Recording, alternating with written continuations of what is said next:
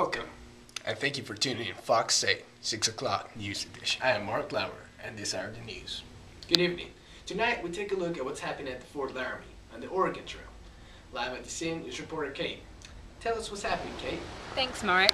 I am live at the scene of the Grattan Massacre in Wyoming, where there is a growing feud between the Indian tribes on the trail and a vast majority of the Americans who are on their way to Oregon to claim free land.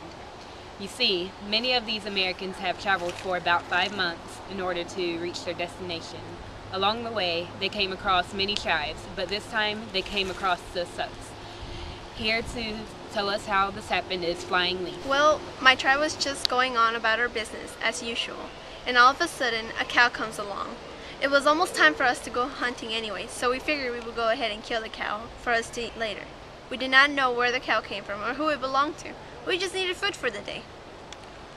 So after we kill the cow, a white man comes to a village and claimed the cow. He was very angry, and we apologized and offered him a horse, but he did not accept it, and his men began shooting at us.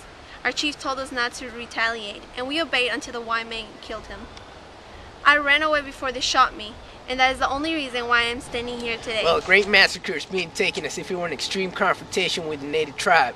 Fact of the matter is that me and my companions were resting at Fort Laramie. Next thing we know, one of our cows went missing. Come to find out, it went over to the Sioux village. We were infuriated to find that those greedy Indians were stealing our cattle. Lieutenant Grattan summoned me and the rest of my gang so we could go teach those Indians a lesson. They seem to be sorry for their inconvenience, but Lieutenant Grattan never changes his mind when he's infuriated. We white folk have gone through so much. I mean, there's river crossings where some of us have drowned. We walked 2,000 miles. Some of our closest have died because they were run over by a wagon.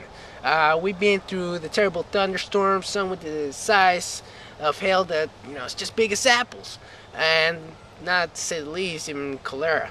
The mysterious deadly disease for which there's no cure. It is the sudden disease which has claimed the most lives. However, the Indians rebuttal with an intriguing questionnaire. Still, there's no reason why white men came to kill us for such lousy motives. What should we do? Do we fight back? Do we sit and wait for this torment out? What will happen to our community in the near future? Why us? Why now?